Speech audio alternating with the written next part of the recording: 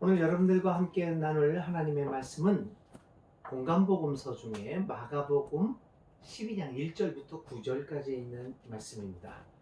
오늘은 2020년 8월 23일 주일입니다. 마가복음 12장 1절부터 9절까지 있는 말씀을 세번역 성경으로 읽어보겠습니다. 예수께서 그들에게 비유로 말씀하기 시작하셨다.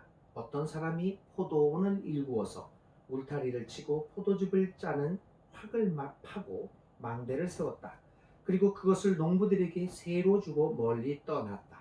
때가 되어서 주인은 농부들에게 포도원 소출의 얼마를 받으려고 한 종을 농부들에게 보냈다. 그런데 그들은 그 종을 잡아서 때리고 빈손으로 돌려보냈다. 주인이 다시 다른 종을 농부들에게 보냈다. 그랬더니 그들은 그 종의 머리를 때리고 그를 능욕하였다. 주인이 또 다른 종을 농부들에게 보냈더니 그들은 그 종을 죽였다. 그래서 또 다른 종을 많이 보냈는데 더러는 때리고 더러는 죽였다. 이제 그 주인에게는 단 한 사람, 곧 사랑하는 아들이 남아 있었다. 마지막으로 그 아들을 그들에게 보내며 말하기를 그들이 내 아들이야 존중하겠지 하였다. 그러나 그 농부들은 서로 말하였다. 이 사람은 상속자다. 그를 죽여버리자. 그러면 유산은 우리의 차지가 될 것이다. 그러면서 그들은 그를 잡아서 죽이고 또 도원 바깥에다가 내던졌다. 그러니 포도원 주인이 어떻게 하겠느냐? 그는 와서 농부들을 죽이고 포도원을 다른 사람에게 줄 것이다. 아멘. 오늘 우리가 생각해 볼 하나님의 말씀입니다. 교회 여러분, 저는 2020년도를 시작하면서 예수 살기 시리즈의 마지막 주제인 예수 살기를 생각해 보기로 했습니다. 그래서 초기에는 금년도 초기에는 특별히 동양의 아시아의 지혜 중에 하나였던 노자의 도덕경을 통하여 성경을 좀 더 세밀하게 살펴보는 노력을 해 보았습니다. 그리고 이제부터는 예수님의 비유를 통하여 하나님 나라에서 살아가는 것이 어떤 의미를 가지고 있는가, 즉 예수 살기의 의미가 무엇인가를 예수님의 비유를 통하여 살펴보고자 했습니다. 그런데 중간에 제가 교회를 사임하게 됨으로써 그 뜻을 이루지 못했습니다. 참 아쉽습니다. 그래서 그 아쉬움을 달래기 위해서 이렇게 인터넷, 온라인을 통해서라도 예수님의 비유를 생각해 보고자 하는 것입니다. 이제 한 몇 주간 동안 예수님의 비유를 통하여 여러분들과 함께 하나님 나라에서 살기, 즉 예수 살기는 어떤 의미를 가지고 있는가를 살펴보려고 합니다. 예수님 비유로 많은 가르침을 우리에게 주셨습니다. 비유는 무엇입니까? 그것은 사전적인 의미로 어떤 현상이나 사물을 직접 설명하지 않고 다른 비슷한 현상이나 사물에 빗대어서 설명하는 일을 비유라고 말합니다. 성경에서도 이와 비슷한 의미로 비유를 사용하고 있습니다. 그러나 성경의 비유는 단순하게 사물에 대한 설명을 하기 위하여 사용되어진 것만은 아닙니다. 예수님은 이 비유를 이용하여 하나님의 나라의 진리나 교훈을 전달하려고 하였습니다. 다시 말하면 예수님은 이 비유라고 하는 도구를 통하여 만들어지는 이야기들을 통하여 하나님 나라의 모습을 청중들에게 설명하려고 했던 것이지요. 왜 그랬습니까? 첫째는 청중들로 하여금 자신의 가르침을 좀 더 친근하게 받아들일 수 있도록 하는 데 목적이 있었을 것입니다. 이야기를 통하여 예수님은 사람들에게 하나님의 나라를 편안하게 가르쳐 주려고 했던 것입니다. 당시 유대교 지도자들의 가르침이 율법을 중심으로 하고 있어서 배움이 많지 않았던 사람들에게는 어렵게 들렸지 않았겠습니까? 그런 상황에서 예수님은 일상적인 삶에서 발생하고 있는 여러 가지 사건들을 중심으로 그의 가르침을 주고 있습니다. 두 번째 예수님의 비유의 특징은 또 이것이지요. 사람들로 하여금 스스로 생각하도록 만드는 데 그 특징이 있습니다. 예수님의 비유는 의문과 질문 없이 단순하게 교리 혹은 율법을 받아들이는 사람, 그로 말미암아 기계적인 신앙을 갖고 있는 사람들에게 스스로 의문을 가지고 생각하고 질문하고 또 결단하게끔 하도록 하고 있습니다. 비유라고 하는 것은 그 자체로서 다양한 해석을 유도하고 있습니다. 그렇게 함으로써 천편일률적인 생각을 배제하고 각자의 삶의 현장과 정황 속에서 역동적으로 다양한 답변과 반응이 나타나도록 하고 있습니다. 그래서 비유는 예수님의 하나님 나라에 대한 가르침을 아주 역동적으로 그리고 생동감 있는 가르침으로 만들어 가고 있습니다. 이처럼 예수님의 비유를 통하여 우리는 하나님 나라의 교훈과 메시지를 좀 더 우리의 것으로 받아들이고 또한 그것이 머나먼 죽어서 천당 가서 이루어지는 그 미래의 일이 아니라 하나님 나라는 지금 여기서 이루어지고 있고 또 우리의 삶의 현장 한복판에서 살아가는 현실임을 깨닫게 만들 것입니다. 그뿐만 아니라 예수님의 비유 공부를 통하여 우리는 스스로 생각하고 고민하고 질문하고 성찰하는 신앙의 자세와 태도를 갖게 됨으로써 날마다 좀 더 깊이 있는 신앙인으로서의 삶을 살아가게 될 것입니다. 한 가지 분명한 사실은 예수님의 비유는 우리의 삶의 현장과 상관없는 허공을 맴도는 이야기가 아니라는 것입니다. 그러므로 예수님의 비유 공부를 통하여 신앙은 나의 삶의 현장, 바로 지금 여기서 이루어지는 삶의 현장과 연결되어질 때 그 의미를 갖게 됨을 우리는 예수님의 비유 공부를 통하여 깨닫게 될 것입니다. 이제 오늘 첫 번째 시간입니다. 우리가 다루고자 하는 첫 번째 이 비유는 일명 악한 농부의 이야기라고 알려져 있는 비유입니다. 내용은 여러분들이 읽으신 바와 같이 매우 단순합니다. 한 포도원 주인이 포도원을 소작농들에게 주어 경작하게 합니다. 그리고 소작료를 받기 위해서 종을 보내지만 농부들은 이에 응하지 않고 소작료를 받으러 온 종을 박대하고 그렇게 해서 많은 종이 포도원 농부들에게 어려움을 당하고 맙니다. 그러나 주인은 계속해서 다른 종을 보냅니다. 그러나 결국 농부들은 다른 종들을 때리기도 하고 심지어는 죽이기까지 합니다. 포도원 주인은 자신의 아들을 보내면 제대로 대우할 것이라는 생각을 갖게 되죠. 그러나 농부들은 아들의 권위마저 인정하지 않고 그를 죽이고 맙니다. 그들 마음 가운데는 아들을 죽이면 오히려 그 포도원이 자신들의 것이 될 것이라고 생각하게 되었기 때문입니다. 결론은 어떻게 됐습니까? 이에 경노한 주인은 그 농부들을 다 죽이고 포도원을 다른 사람에게 주어서 경작하도록 합니다. 이 악한 농부들의 비유는 공간복음 모두가 기록하고 있는 비유입니다.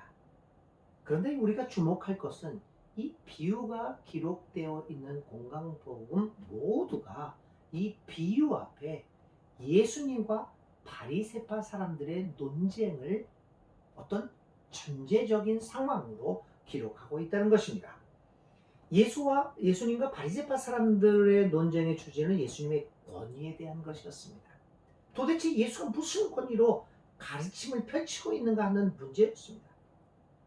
왜 바리새인들은 이 권위에 대한 문제를 제기하고 있는 것일까요? 그 이유는 무엇보다도 바리새파 사람들이 예수님의 가르침이 자신들의 가르침과 많이 다르다고 하는 것을 알고 있었습니다. 그럼에도 불구하고 예수님의 가르침은 자신들이 놓치고 있는 본질적인 유대교의 가르침을 회복시키고 있음을 이들은 즉각적으로 알아차릴 수가 있었습니다. 그러나 그들은 그것을 제대로 받아들일 수가 없었습니다. 예수의 가르침을 받아들인다고 한다면 지금까지 자신들을 지탱하고 있었던 모든 체제의 붕괴를 의미할 수도 있기 때문입니다. 그래서 그들은 권위의 문제를 들고 나오는 것입니다. 예수가 자신들의 기존 종교 체제에 속해 있지 않다는 것입니다. 그렇기 때문에 예수의 가르침을 인정할 수 없다는 것입니다.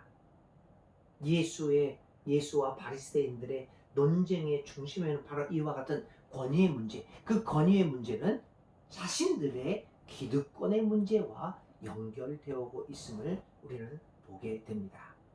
이러한 권위 논쟁이 끝난 후 예수님은 오늘의 비유를 사람들에게 들려주고 있습니다.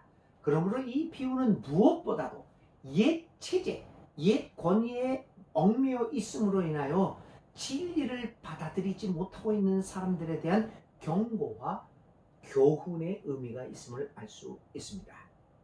자, 이제 비유의 의미를 살펴보도록 합니다. 오늘의 비유에서 포도원 주인은 종을 보내어 소작을 주었던 농부들에게 소작료를 받아오도록 만듭니다. 그런데 농부들은 소작료 납부를 거부합니다. 그뿐만 아니라 그들은 주인의 심부름은 온 종을 때리고 탄압까지 하고 있습니다. 농부들이 소작료 납부를 거부하는 이유는 무엇일까요? 그것이 옳은 일일까요? 잘못된 일일까요? 먼저 주인이 소작료를 받으려고 하는 것은 매우 당연한 일이었습니다. 주인은 자신의 소유를 농부들에게 빌려주고 있습니다. 그것은 일정한 소작료를 받기 위한 목적이었습니다. 그래서 포도원 주인과 소작농 사이에는 일정한 계약이 체결되어 있음을 보게 됩니다.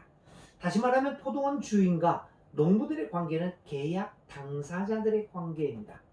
그러므로 양쪽 모두에게는 계약을 충실하게 이행할 권리와 의무가 부과되어 있습니다. 이런 의미에서 주인은 자신의 정당한 권리를 주장하고 나선 것입니다. 문제는 주인에게 있는 것이 아닙니다. 문제는 계약 조건을 어기고 있는 농부들에게서 발생하고 있습니다.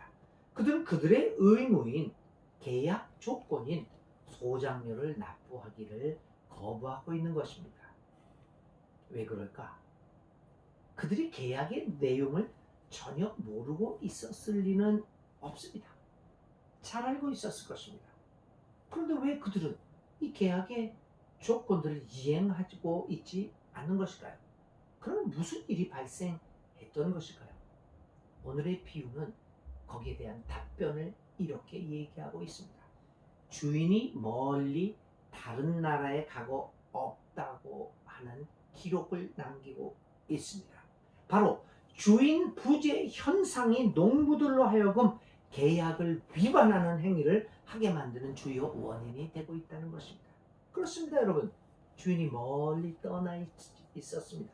그리고 그 사실은 이들로 하여금 소작료를 납부하지 않아도 좋다는 아니란 생각을 갖게 만들었을 것입니다. 얼마나 어리석은 일인가요? 주인이 멀리 있고 현재 눈에 보이지 않는다고 해서 그것이 농부들로 하여금 계약의 의무를 이행하지 않아도 좋다는 것을 의미하지 않습니다. 그럼에도 불구하고 그들은 자신들이 해야 할 의무를 행하지 않고 있습니다. 이 비유는 하나님과 계약 관계의 백성으로 살아가고 있음에도 불구하고 하나님에 대한 의무는 전혀 행하지 않고 있는 바로 이 바리새파 사람들에 대한 비판으로 들려지고 있지 않습니까? 바리새인과 서기관을 비롯한 많은 유대교 지도자들은 하나님을 믿는다, 율법을 지킨다, 율법에 대해서 잘 알고 있다고 하면서도 실제로는 하나님의 존재에 대하여 확신을 갖지 못하고 있었습니다. 마치 주인이 멀리 여행을 떠나 눈에 안 보이는 것처럼 말입니다. 그러기에 그들은 하나님과 계약을 맺은 백성으로서 행하여야 할 의무가 있었음에도 불구하고 전혀 그것을 행하지 않고 있었습니다. 오히려 그들은 하나님과의 살아있는 관계보다는 율법과 그 외 수많은 법조항에 얽매여서 정작 하나님과 맺은 계약인 하나님을 사랑하고 이웃을 사랑하라는 의무는 저버리고 있었던 것입니다. 어디 멀리서 개가 짖는 소리까지 들려오네요. 이게 성전에서 교회당에서 이렇게 설교하는 것이 아니니까 이게 방음장치가 안 돼서 어디선가 개소리도 들려오고 있습니다. 어, 개소리 하지 말라라는 뭐 그런 경고의 소리일까요? 이제 조용하네요. 자, 하나님은 이처럼 우리에게 계약을 맺고 우리에게 소장료를 요구하고 계십니다. 하나님의 백성으로 계약을 맺었으면 그 계약을 이행하라고 요구하십니다. 자, 이제 우리들이 관심을 가져야 할 것은 무엇입니까? 하나님은 우리에게 요구하시는 소장료는 무엇이겠는가 하는 것입니다. 하나님 사랑과 이웃 사랑 아니겠습니까? 우리는 하나님에게 하나님의 사랑과 이웃 사랑하는 것을 소장료로 납부해야 합니다. 그것이 우리가 하나님의 백성, 계약의 백성으로서 해야 할 의무입니다. 우리는 소장료를 납부할 용의가 있습니까? 하나님의 백성으로서 하나님과 맺은 계약에 따라 그 의무 조항을 성실히 이행할 용의가 있습니까? 혹시 우리도 악한 농부들처럼 하나님이 멀리 외국으로 여행 가신 것처럼 생각하며 안일한 삶을 살고 있는 것은 아닙니까? 문제는 바로 여기에 있습니다. 우리가 날마다 하나님을 보고 살아가고 있는지, 아니면 마치 하나님이 부재하신 것처럼 여기면서 살아가고 있는가에 달려 있습니다. 오늘 우리들의 모습을 살펴보면 오늘 교회 안에서 벌어지고 있는 여러 가지 일들을 보면 과연 우리가 하나님을, 예수님을 믿고 살아가는 사람들인가 의문을 갖게 만들고 있습니다. 하나님의 부재, 하나님이 안 계시다, 하나님이 지금 여기에 우리와 함께 있지 않다라고 하는 이 하나님의 부재에 대한 생각은 우리로 하여금 소장료를 납부하지 않아도 괜찮다는 아니란 생각을 갖게 만듭니다. 그러므로 교회 여러분, 우리는 날마다 하나님과의 관계를 새롭게 해야 합니다. 하나님과의 만남을 체험하고 새롭게 해야 합니다. 하나님의 부재를 경험하지 않도록 늘 하나님과 교제하고 만나야 합니다. 주인은 소장료 징수를 위하여 그의 종들을 농부들에게 보냅니다. 그러나 그들은 종들을 우습게 여길 뿐만 아니라 오히려 그들을 때리고 학대하고 그리고 죽이기까지 합니다. 어처구니 없는 일들이 발생하고 있습니다. 하나님은 그의 종들을 여러 차례 농부에게 보내서 이 모양 저 모양으로 메시지를 전달하고 있습니다. 마침내 주인은 그의 아들을 농부들에게 보내면서 메시지를 보냅니다. 이렇게 하라라고 이야기를 합니다. 그러나 주인의 이 가르침은 악한 농부들에 의하여 거부되고 맙니다. 그것은 이미 주인이 멀리 떠나 있다는 것에 익숙해 있던 그들에게 주인의 아들의 오음은 그다지 큰 의미를 주지 못하고 있습니다. 어쩌면 그들은 이미 주인의 부재를 이용하여 자신들만의 고유한 자리를 확보하고 있었는지도 모릅니다. 어느덧 그들은 주인을 중심으로 이루어지고 있던 체제와 권위를 포기하고 있었는지도 모릅니다. 그리고 이제는 주인이 아니라 자신들을 중심으로 나름대로의 체제를 구축하고 기득권을 차지하고 거기에 매몰되어 있었던 것인지도 모릅니다. 그렇게 살아가고 있을 때 주인의 아들의 등장은 결코 그들에게 좋은 소식이 될 수 없었을 것입니다. 주인의 아들의 등장은 자신들을 중심으로 자신들이 현재 누리고 있는 기득권과 체제를 한꺼번에 흔들 수 있는 위험한 사건이었을 것이기 때문입니다. 그러기에 그들은 조금의 지체함도 없이 아들을 죽이고 맙니다. 7절에 그들이 하는 말을 들어봅시다.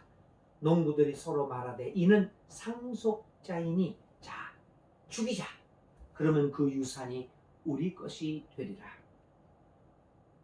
유대인들에게 있어서 예수님의 등장은 커다란 위협으로 다가오고 있었습니다. 자신들이 지금까지 주인이 멀리 떠나 있는 동안에 세워놓은 기득권과 그 체제에 위협을 가할 수 있는 예수님의 가르침과 그분의 사역을 보면서 그들은 예수를 제거할 음모를 꾸미지 않을 수 없었을 것입니다. 여러분, 오늘의 이 비유는 하나님이 본래 의도하셨던 세계의 모습과 바리새인과 서기관들이 구축해 놓고 있는 그들을 중심으로 하고 있는 이 세계가 충돌하고 있음을 보여주고 있습니다. 어쩌면 예수님의 죽음은 이런 하나님의 세계와 거짓 믿음의 세계의 대결의 구도에서 필연적으로 발생한 사건이 아니겠습니까? 이 비유를 통하여 오늘 우리는 우리의 믿음의 세계를 돌아보아야 합니다. 과연 우리는 하나님의 본래 의도하셨던 그러한 믿음의 세계를 만들어가고 있는 것인가? 그런 것들을 우리는 깊이 성찰해 보지 않을 수 없습니다. 본래 하나님과 체결하였던 계약의 내용을 충분히 인지하고 그것을 지키고 있는 것인가? 계약상에 있는 하나님을 향한 그리고 이웃을 향한 우리의 사랑의 의무 사항을 제대로 이행하고 있는 것인가? 혹시 우리도 하나님이 멀리 있는 것처럼 느껴서 이제는 우리 나름대로의 세계를 구축하고 그것만을 중심으로 살아가고 있는 것은 아닌가? 우리의 삶의 모습, 우리의 교회의 모습, 우리의 목회의 모습, 우리의 믿음의 모습을 진지하게 돌아보아야 합니다. 혹시 우리도 본래 예수님이 의도하셨던 교회와 목회와 삶의 모습과 오늘 우리들이 만들어내는 이 세계가 충돌하고 대결하는 구도를 만들어가고 있는 것이 오늘 우리들의 삶은 아닌가 생각해 보아야 합니다. 사랑하는 여러분, 하나님은 수많은 종들과 심지어는 자신의 아들까지 우리에게 보내어 여러 가지 방법으로 메시지를 보내십니다. 다시금 우리로 하여금 본래의 계약 상태로 돌아올 것을 요구하고 계십니다. 그런데도 우리는 그 목소리에 귀를 기울이지 않고 우리 자신이 만들어 놓은 세계만을 고집하고 있는 것은 아닌지 진지하게 돌아보아야 합니다. 요즘과 같은 코로나19 위기와 특별히 한국 교회의 이 신뢰가 땅에 떨어지는 이 세계 속에서, 이 현장 속에서 아직도 우리는 우리의 기득권을 가지고 우리가 만들어낸 체제, 나를 중심으로 하는 체제를 보호하고 안정되게 만드는 데에 온 우리의 관심과 노력을 기울이고 있는 것은 아닌지, 그래서 예수님의 가르침을 거부하고 있는 것은 아닌지 살펴보아야 합니다. 오늘의 비유는 이렇게 끝냅니다. 종들과 아들까지 죽이고 포도원을 차지하려고 했던 악한 농부로부터 포도원을 뺏아 다른 사람에게 맡기는 것으로 오늘의 비유는 끝나고 있습니다. 결국 주인이 보낸 종들과 아들의 메시지를 끝까지 외면하고 눈앞에 보이는 자신의 삶만을 고집하였던 사람들은 포도원에서 모두 쫓겨나는 수모를 당하게 됩니다. 여기서 우리의 관심을 끄는 것은 다른 사람들이 포도원을 물려받게 되었다는 대목입니다. 이 기록은 오늘 우리들에게 어떤 교훈을 남겨주고 있습니까? 결국 자정 능력을 상실한 집단은 파멸되고 말 것이며, 그리고 그 자리를 오늘 우리들이 혐오하고 우리들 미워하고 우리들과 다르다고 멸시했던 다른 사람들이 차지하게 될 것이라는 교훈입니다. 역사의 가르침이 이런 것이 아니었습니까? 오늘의 비유를 들으면서 구약의 예언자들의 목소리가 들려옵니다. 이사야, 아모스, 예레미야, 미가, 하박국 등 수많은 선지자들, 이스라엘과 유다를 향하여 예언의 목소리를 높였습니다. 하나님을 배반하고 있는 현재의 삶을 회개하고 하나님께로 돌아오라고 외쳤습니다. 그러나 이스라엘과 유다 백성들은 그들의 외침에 귀를 기울이지 않았습니다. 오히려 안전하다를 외쳤던 거짓 예언자들의 달콤한 소리에 도취되어 멸망의 길을 선택했습니다. 결과는 어떠했습니까? 이스라엘과 유다의 자리를 아시리아와 바벨론이 차지하지 않았습니까? 오늘 우리 한국교회는 어떠합니까? 과연 우리에게 자정의 능력이 있습니까? 외부에서 들려오는 회개의 소리에라도 귀를 기울이는 자세를 보이고 있습니까?